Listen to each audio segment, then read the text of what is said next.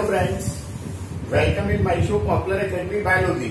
आज के इस लेक्चर में हम लोग बात करेंगे इवोल्यूशन टॉपिक से रिलेटेड हार्डी-विम्बर्ग प्रिंसिपल।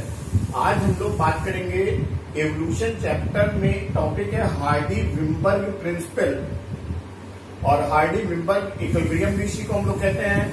और हार्डी और विम्बर्ग प्रिंसिपल के द्वारा हम लोग इस बात का पता लगाएंगे कि किसी भी पॉपुलेशन में, वो मेंडेलियन पॉपुलेशन है या लार्ज है या स्मॉल है, तो उस पॉपुलेशन में बेसिकली इवोल्यूशन हो रहा है या नहीं हो रहा है।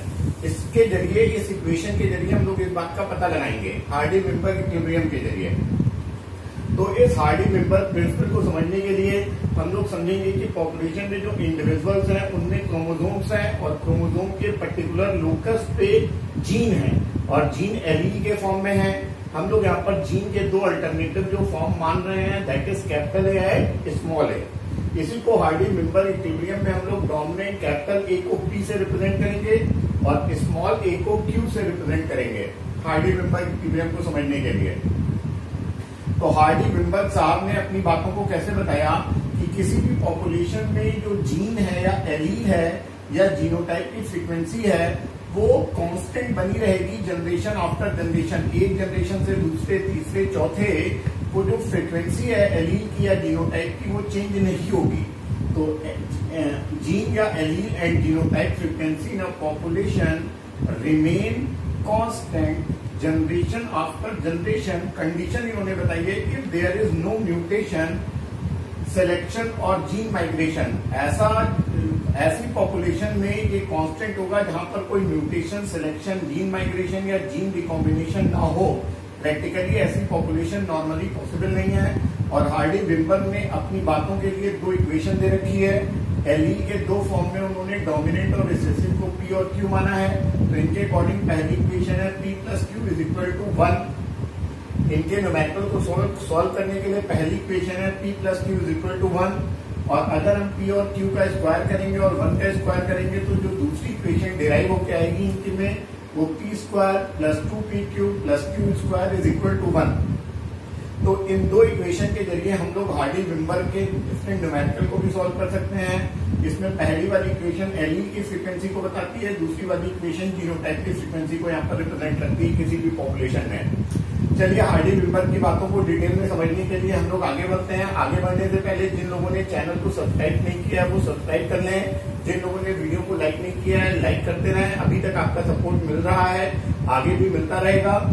तो हम लोग एक पॉपुलेशन में अगर बात करें तो हम लोग एक पॉपुलेशन में बात करते हैं कि सपोज 10 इंडिविजुअल्स हैं। 10 इंडिविजुअल कोई भी प्लांट या एनिमल पॉपुलेशन में मौजूद हैं और उन 10 इंडिविजुअल का जीनोटाइप यहाँ पर मेंशन है 1 2 3 4 5 6 7 8 9 10 यहाँ पर इंडिविजुअल है, उनके जीनोटाइप मेंशन है यहाँ पर, जिनमें से 5 का जीनोटाइप कैपिटल ए है, 3 का जीनोटाइप कैपिटल ए स्मॉल ए है और लास्ट 2 का जीनोटाइप स्मॉल ए है। अब अगर हम लोग इस पॉपुलेशन में टोटल जीन पूल को देखें तो gene pool means sum of the gene present in the population. तो टोटल एलीली जितने भी पॉपुलेशन में हैं उनको अगर हम लोग टोटलिंग करेंगे तो यहाँ पर हम लोग काउंट करेंगे कि कैपिटल ए कितना है। 1 2 3 4 5 6 7 8 9 10 11 12 13 1 2 3 4 5 6 7 8 9 10 11 12 13 पॉपुलेशन में जीन पूल में। स्मॉल ए को कैलकुलेट करेंगे 1 2 3 4 5 6 7। तो स्मॉल ए कितना है 7। 1 2 3 4 5 6 7। तो हम लोगों ने जीन पूल में एलील की फ्रीक्वेंसी देख ली, बराबर नहीं है, कम ज्यादा है। कैपिटल ए जितनी बार है वो नोट कर लिया, स्मॉल ए जितनी बार है वो नोट कर लिया। अब हम लोग इस पॉपुलेशन में एलील की फ्रीक्वेंसी को अगर कैलकुलेट करेंगे तो कैपिटल ए डोमिनेंट एलील की फ्रीक्वेंसी है, स्मॉल ए रिसेसिव की है। कैपिटल ए को पी मानेंगे और स्मॉल ए को क्यू मानेंगे। तो हम लोग पहले कैपिटल ए की कैलकुलेट करते हैं। Frequency of dominant allele capital A is equal to p.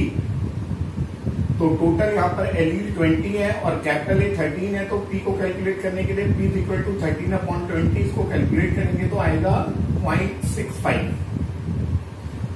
तो डोमिनेंट एलील की फ्रीक्वेंसी 0.65 आएगी। इस पॉपुलेशन में जो हम लोग ने एग्जाम्पल यूज किया है, अगर हम लोग रिसेसिव एलील की फ्रीक्वेंसी देखें तो रिसेसिव स्मॉल ए है जिसको क्यू मान रहे हैं यहाँ पर, तो टोटल 20 फ्रीक्वेंसी है, स्मॉल ए टोटल 7 है, तो Q इज इक्वल टू 7/20, इसको कैलकुलेट करेंगे तो 0.35 आएगा। अब हम हार्डी विम्बर्ग में P plus Q is equal to 1 रखेंगे और इसको अगर कैलकुलेट करेंगे 0.65 P की वैल्यू, Q की वैल्यू 0.35 इज इक्वल टू 1, तो ये इक्वेशन डिराइव हो जाएगी। तो इसके लिए अगर वो डोमिनेंट या रिसेसिव किसी एक की फ्रीक्वेंसी देते हैं तो दूसरे की फ्रीक्वेंसी आसानी से निकाली जा सकती है, सॉल्व की जा सकती है। इस तरह के न्यूमेरिकल हर तरह के एग्जाम में देखने को मिलेंगे।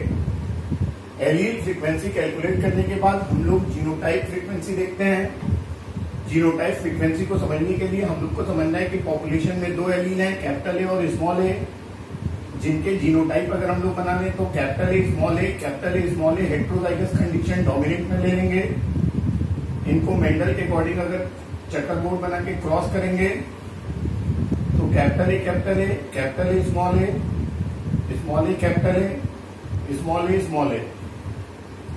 अब इसके अकॉर्डिंग अगर हम लोग फ्रीक्वेंसी को डिफरेंट जीनोटाइप की देखेंगे तो होमोजाइगस डोमिनेंट की फ्रीक्वेंसी ए को पीपी से मान रहे हैं तो ये पी स्क्वायर हो गई। होमोजाइगस रिसेसिव की फ्रीक्वेंसी स्मॉल ए मान रहे हैं, क्यू ये क्यू स्क्वायर हो गई। और हेट्रोजाइगस 2 ए है तो 2 हो गया। तो दूसरी इक्वेशन भी डेराइव हो जाएगी जीनोटाइप की फ्रीक्वेंसी के लिए, p square plus q square plus 2PQ is equal to 1। इस इक्वेशन को हम जीनोटाइप की फ्रीक्वेंसी कैलकुलेट करने के लिए आसानी से यूज कर सकते हैं। हार्डी विम्बर्ग प्रिंसिपल में अगर किसी भी तरह के न्यूमेरिकल आते हैं, किसी भी तरह के सवाल पूछे जाते हैं तो हम इन दोनों इक्वेशन के जरिए जीनोटाइप की फ्रीक्वेंसी भी निकाल सकते हैं और एलील की फ्रीक्वेंसी भी निकाल सकते हैं। ये कंडीशंस जानना बच्चों को बहुत जरूरी है कि कौन सी वैल्यू दी है और कौन सी कैलकुलेट करनी है। हमको एलील की फ्रीक्वेंसी कैलकुलेट करनी है या जीनोटाइप की फ्रीक्वेंसी कैलकुलेट करनी है। अगले वीडियो में हम लोग देखेंगे कि इनके न्यूमेरिकल किस तरह से सॉल्व किए जाते हैं। प्लीज चैनल को सब्सक्राइब करना मत भूलें। Thank you.